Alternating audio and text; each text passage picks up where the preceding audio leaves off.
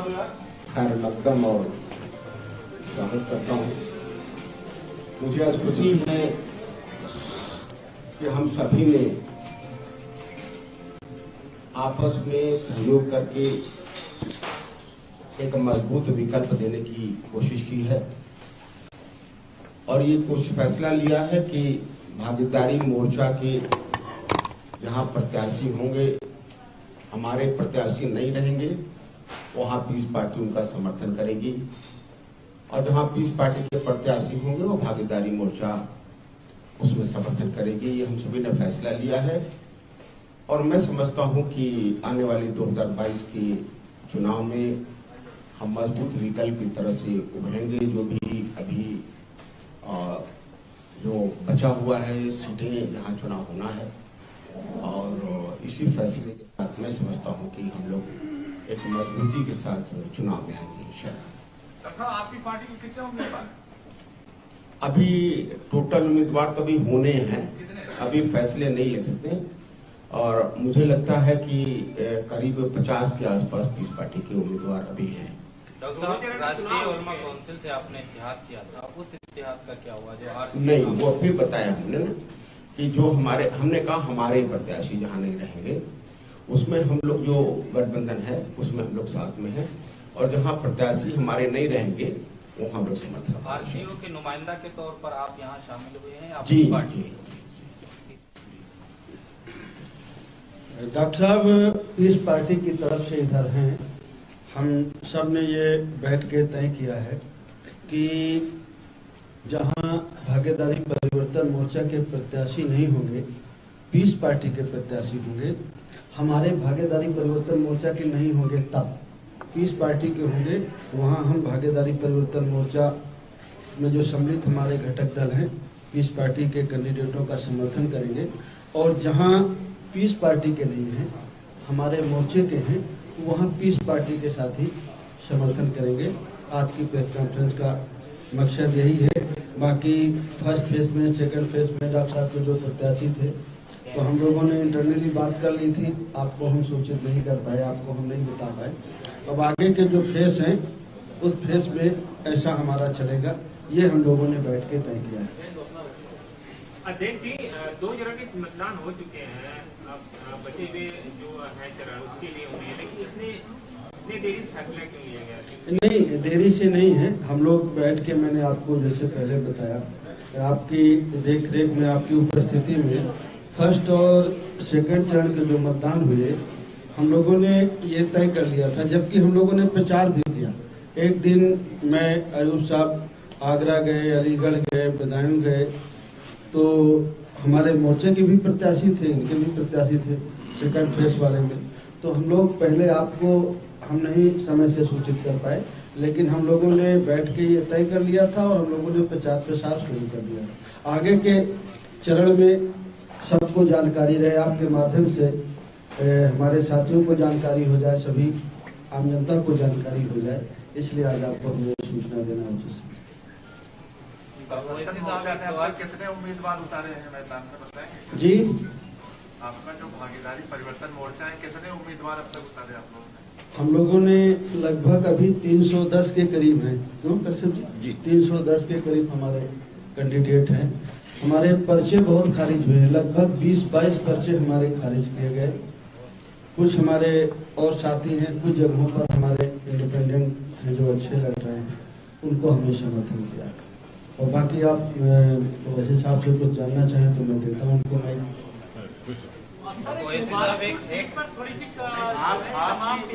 चल रही है, एमआईएम ने भी कैंडिडेट दिया है, जाप का भी कैंडिडेट कहाँ फाइनल वहाँ से क्या है? कहाँ पे? मुबारकपुर सीट पर, आजमगढ़। नहीं, मुबारकपुर में कोई कंफ्यूजन नहीं है। एक ही कैंडिडेट रहेगा, या जाप का रहेगा जन अधिकार पार्टी का, या एआईएमआई का रहेगा, एक ही कैंडिडेट रहेगा। या राजभर जी रहेंगे या गुड्डू जमाली रहेंगे। तो ये कब तक तय हो जाएगा? ये आज ही तय हो जाएगा, कल सुबह आपको जानकारी हो जाएगा कि गुड्डू जमाली रहेंगे। हो गया ना अभी जल्द हो गया ना, आपको मिल गया ना, गुड्डू जमाली रहेंगे, आपको मिल गया। एक सवाल सर, अब आपको जवाब मिल गया, गुड्डू जमाली रहेंगे, बाबूजी रहेंगे। सर एक सवाल होता है हाँ। जन अधिकार पार्टी से कितने लोग मैदान में उतारे गए?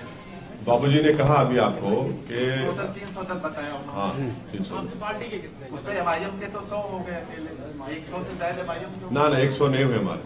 सर 99 उम्मीदवार आप उतार चुके हैं। हाँ 99 प्रत्याशी आप उतार हाँ ठीक, जन अधिकार 99 100 नहीं हुए, इसलिए कह रहा हूँ।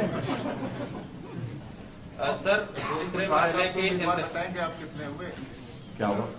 सर दूसरे मरहले के इंतखाबात पोलिंग हो चुकी है, ऐसे में आपका बयान आता है कि हिजाब वाली इंशाल्लाह प्राइम मिनिस्टर बनेगी। आपको नहीं लगता कि एक खास कम्युनिटी को मुत्तहिद कर रहा है इस तरीके की बयान? और प्राइम मिनिस्टर जाहिर है कि उत्तर पूरे इंडिया में आपकी बात सही है, आप मैं तारीफ करता हूँ आपके सवाल की। हम ही मुत्तहिद किए थे 2019 में, हम ही मुत्तहिद किए 2017 में, हम ही मुत्तहिद किए 2014 में, हर जगह हम ही मुत्तहिद किए, दूसरा कोई नहीं करता। ओवैसी साहब, चरणजीत सिंह चन्नी सिंह यूपी के लोगों के लिए बहुत अपमानजनक तरीके से मैं उनका स्टेटमेंट सुना हूं। एक प्रदेश के मुख्यमंत्री को दूसरे प्रदेश के लोगों के बारे में इतना डिरोगेटरी तरीके से बात करना बिल्कुल गलत है। वो एक संवैधानिक पोस्ट पर है, उनको जेब नहीं देता और जिस ओहदे पर है उसका इकबाल रखना चाहिए। तो उन्होंने जिस तरह से ये बात कही है मैं उसको नहीं मानता, मैं उसको कंडेम करता हूं और बिल्कुल गलत कहा उन्होंने। असद साहब, आज महबूबा मुफ्ती साहिबा भी बोली हैं हिजाब के मुद्दे पे। उन्होंने कहा कि बीजेपी इस पर नहीं रुकेगी, मुस्लिम्स के जितने सिंबल्स हैं उन पर एक के बाद एक अटैक किया जाएगा। तो महबूबा मुफ्ती से पूछिए, मुझसे क्यों पूछ रहे हैं? नहीं, आपकी राय जानना चाह रहे हैं। नहीं, उनसे पूछिए ना, वो बीजेपी के साथ ही थी। वो बीजेपी को लेकर आई कश्मीर में, बीजेपी का आदमी उनका डिप्टी सीएम था और बीजेपी उनके साथ ये कहा कि 370 को हम नहीं करेंगे, तो सब साथ मिलके थे। वो खुद बताएंगे, वो बेहतर जानती है बीजेपी को मुझसे ज्यादा। ओवैसी साहब, इस भागीदारी परिवर्तन मोर्चा में वामन मेश्राम साथ भी होते थे, वो नहीं है, क्या वजह रही कि आपका गठबंधन उनसे टूट गया, वो मोर्चे में अब नहीं? हाँ, नहीं हमारे साथ हो, अफसोस की बात है, मगर ज्यादा डिटेल वही आपको जब मिलेंगे बता पाएंगे इंशाल्लाह।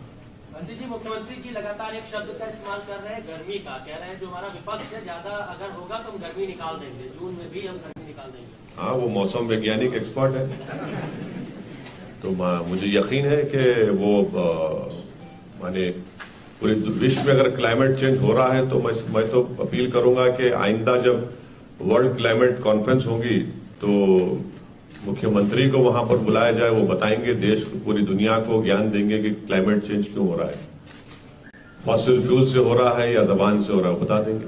सर, एक सवाल ये है कि अभी योगी जी ने बयान दिया है कि सर आप वोट अपने जनताओं को सिर्फ वोट सोच समझ के करें, कहीं ये बंगाल और कश्मीर न बन जाए, उस पर क्या कहते? ये अजीब मुख्यमंत्री है, उसको अपने प्रदेश से मोहब्बत नहीं है, बंगाल कश्मीर की बात करते हैं, तो उनको अपने प्रदेश से मोहब्बत होनी चाहिए ना। उनको दिमाग में ये क्यों आता है हमको नहीं मालूम। सर, उत्तराखंड के वजीर आला ने ये बयान दिया था कि अगर हुकूमत रिपीट होती है तो कॉमन सिविल कोड का निफाज किया जाएगा। अरे उनके इलेक्शन मैनिफेस्टो को हम पढ़ा, उसमें जिक्र ही नहीं है। लेकिन उन्होंने देखिए, पार्टी का इलेक्शन मैनिफेस्टो जिक्र नहीं है और आखिरी दिन उन्होंने बात कही है, बिल्कुल आखिरी दिन उन्होंने कही है, तो वो अब बोखलाहट में बोल जाते हैं, जमीन खिसक रही है ना। पहले चरण में मतदान प्रतिशत देखा गया कम है, दूसरे चरण में देखा गया क्या क्या जनता का गुस्सा है जो इतना कम हो रहा है, या कुछ लोग बता रहे हैं कि पॉजिटिव वेव में कि ये लोगों का गुस्सा है कि जो लोग वोट बढ़ चढ़ के दे रहे हैं, वोट प्रतिशत बहुत कम आ रहा है 2017 के चुनाव, पहला चरण और दूसरा चरण। नहीं तो वोट परसेंट तो ठीक ही पड़ा है, पहले फेज पे मुझे लगता है 3-4% कम हुआ और सेकंड फेज पे भी कम हुआ। तो ये तो नाराजगी है कि उत्साह है? देखिए, ये तो मैं मानूंगा ये हम पॉलिटिकल पार्टियों की भी कुछ कमी है और जो इलेक्शन कमीशन है उसकी भी कमी है, कि जो हमें प्रचार प्रसार करना चाहिए, जो लोगों को हमें जागरूक करना चाहिए, वो हम नहीं कर सके और कुछ उदासीनता भी लोगों की हो सकती है पॉलिटिकल सिस्टम से, क्योंकि जो गवर्नमेंट थी, खास करके जिस एरिया में चुनाव हो रहे थे, किसानों का बड़े पैमाने पर विरोध था, गवर्नमेंट के खिलाफ थे, तो वो भी एक रीजन हो सकता है। वैसे भी पहले दोनों फेज के बाद समाजवादी पार्टी कॉन्फिडेंस में है, उनका कहना है कि मुस्लिम का जितना भी वोट है 100% उनके खाते में गया है समाजवादी पार्टी। अच्छा, दूसरे समाज का नहीं गया? दूसरे समाज का नहीं गया? नहीं, तो ये नहीं, क्या ये एक ही समाज वोट डालता है क्या? अतिरिक्त में बता रहे हैं, अतिरिक्त। अच्छा, दूसरे का नहीं मिला उनको, फिर तो ख्वाब चूर हो जाएंगे। ओके सर, बहुत बहुत शुक्रिया, thank you sir. Thank you. हाँ, ले लीजिए, फोटो लीजिए, बिल्कुल।